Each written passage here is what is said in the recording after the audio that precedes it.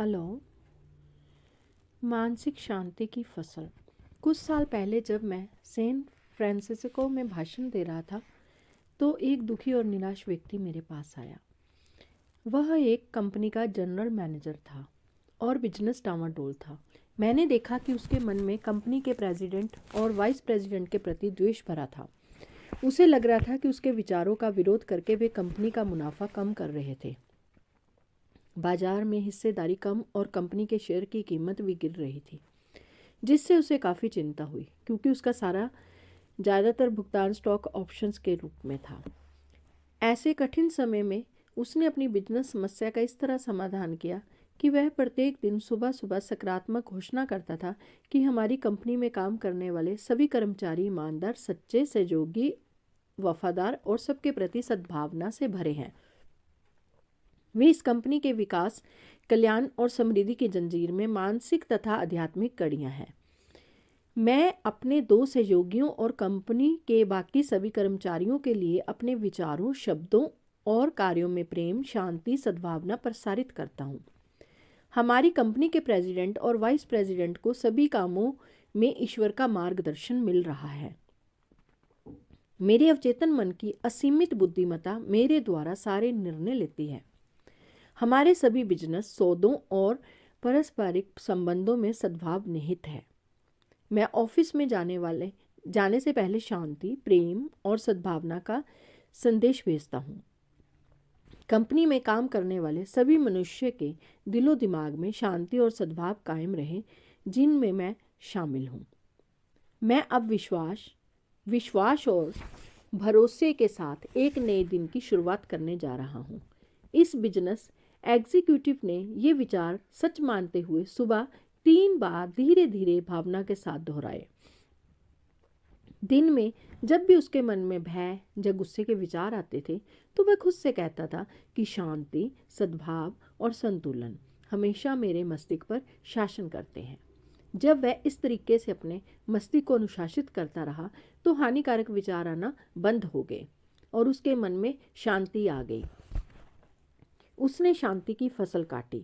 बाद में उसने मुझे लिखा कि मस्तिष्क को व्यवस्थित करने के लगभग 2 सप्ताह बाद प्रेसिडेंट और वाइस प्रेसिडेंट ने उसे अपने ऑफिस में बुलाकर उसके काम तथा नए सृजनात्मक विचारों की प्रशंसा की। उन्होंने ये टिप्पणी भी की कि वे कितने सौभाग्यशाली हैं जो उन्हें ऐसा जनरल मैनेजर मिला। उसे ये जानकर बहुत खुशी हुई कि मनुष्य खुद में खुशी पा सकता है। घोड़े की कहानी। बहुत साल पहले मेरे दोस्त ने मुझे घोड़े की कहानी सुनाई। घोड़ा सड़क किनारे के ठूंठ को सांप जानकर डर रहा था। उस ठूंठ के पास आते ही घोड़ा बिदक जाता था। किसान ने ठूंठ को खोद और उसे जला दिया, उस जगह को समतल कर दिया, लेकिन इससे मदद नहीं मिली। बरसों बाद तक घोड़ा ठूंठ वाली जगह के पास पहुंचकर बिदकता रहा। आप समझ रहे होंगे कि घोड़ा ठूंठ की जात से बिदक रहा था। इसी प्रकार आपकी खुशी में आपके विचार, जीवन और मानसिक छवि के सिवा कोई बाधा नहीं है। क्या भय है या चिंता ने आपको पीछे रोक रखा है? भय आपके मन का एक विचार है।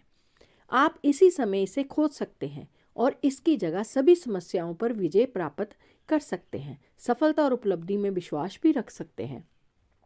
मेरे एक जानकार का धंधा चौपट हो गया। उसने मुझसे कहा, मैंने गलतियां की थी लेकिन मैंने उनसे काफ़ी कुछ सीख लिया है। मैं दोबारा बिजनेस शुरू कर रहा हूँ और मुझमें इसमें ज़बरदस्त सफलता मिली। उसने अपने मन के उस ठूंठ का सामना किया। उसने शिकायत नहीं की, वह रोया नहीं। इसकी बजाय उसने असफलता के ठूंठ को उखाड़ फेंका।